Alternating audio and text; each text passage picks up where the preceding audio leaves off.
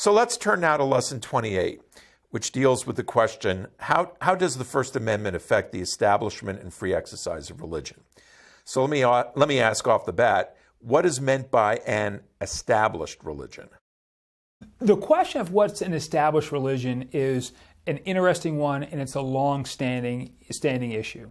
The relationship between a church or a religion and a country, to us today, seems as though they ought to be separate. But there are many, many years when they were actually together. Indeed, recall that before colonists came here, many came in order to flee religious persecution. So the idea that there had been established religions in various countries around the world, particularly in Europe, where many of our founders came from, is an important one. The issue of an established religion, though, can have a couple of different meanings. One meaning is, this is the church and you should all belong. That is a very tight notion of an established religion.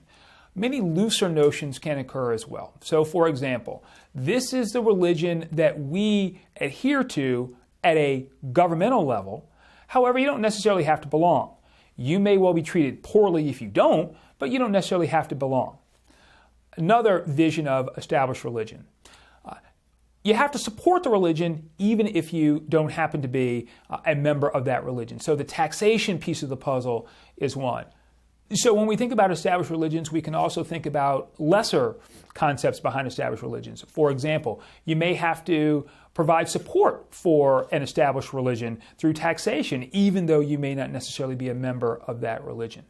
There even were a couple of situations and circumstances where the suggestion was made that tax dollars should be collected and you ought to be able to determine which religion you wanted those tax dollars to go to. So we have a lot of different ways of dealing with the concept of established religions.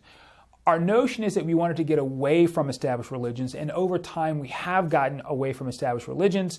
However, of course, there is the last piece of the puzzle in terms of how religion can get support from government. We still do have tax breaks that may come from religion or that can go to religious organizations as well as other charitable organizations. It's a very interesting question as to how we ought to deal with that issue when it comes to the establishment of religion.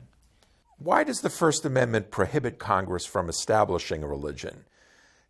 Did this reflect some sort of hostility towards religion by the framers? The First Amendment does not allow, or at least prohibits, Congress from establishing a religion because Congress could only establish a national religion. It doesn't reflect hostility against religion in and of itself. It does reflect a hostility against there being a national religion. Individual states had established religions. Various states had established religions. That they treated religion in a way that either served the same way that a national religion would serve, or in a slightly different way. For example, the taxation question that we talked about before. So the idea behind the First Amendment was not about not having established religion, period, which might be something or is something that we would say today. States can't have established religions. The federal government can't have an established religion. But at the time, the notion was we were focusing on not having a national religion.